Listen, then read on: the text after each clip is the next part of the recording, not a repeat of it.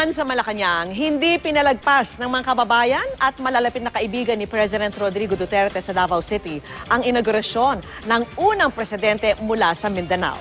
At nakatutok live si JP Soriano. JP.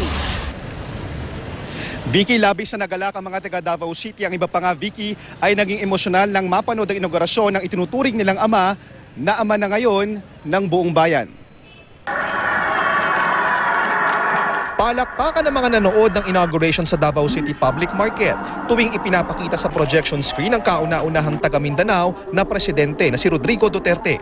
Sandaling tumigil ang kanilang mundo na mag-umpisa ang programa. Napasabay naman ang ilan na kumanta si Freddie Aguilar, pero si Nanay Lydia naging emosyonal.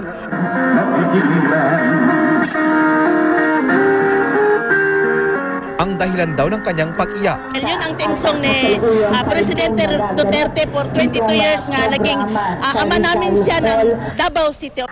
Malinaw ang mensahe ng bagong Pangulo at ngayon di na lang siya ama ng Davao. Kailangan tutuparin lang niya yung mga pangako niya, lalo na sa gobyerno, sa mga droga, sa paberte, lahat-lahat. Lalo na yung mga kidnappers dun sa Abu Sayyaf. Si Ken Angeles, negosyante, kapwa biker at malapit na kaibigan ni Pangulong Duterte, nag-uumapaw ang tuwa. Kahapon, isa si Angeles sa mga piling nakasama ni President Duterte sa isang bar. Biruan nga raw nila. Hindi ako makapaniwala na presidente ka na. Ang sabi niya, ako rin eh. Siya rin daw hindi siya makapaniwala. Naniniwala si Angeles, hindi raw bibiguin ni Duterte ang taong bayan. Ganito rin ang paniwala ng dating judge ng Davao City at kaibigan na mahigit 30 taon ni President Duterte na si Jess Kitain. Isa si Kitain sa mga muntik ng masama sa mga na-hostage noong 1989 sa Davao, kung saan napatay ang isang Australian missionary. Hindi raw niya malilimutan kung paano ibinuwis ni Duterte ang kanyang buhay kapalit ng kaligtasan ng iba pang hostages. Sinabi niya tutulungan ko sila.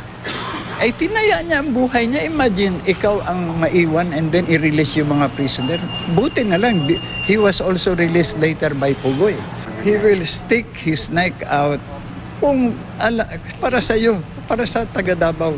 And he will do that para sa mga Pilipino.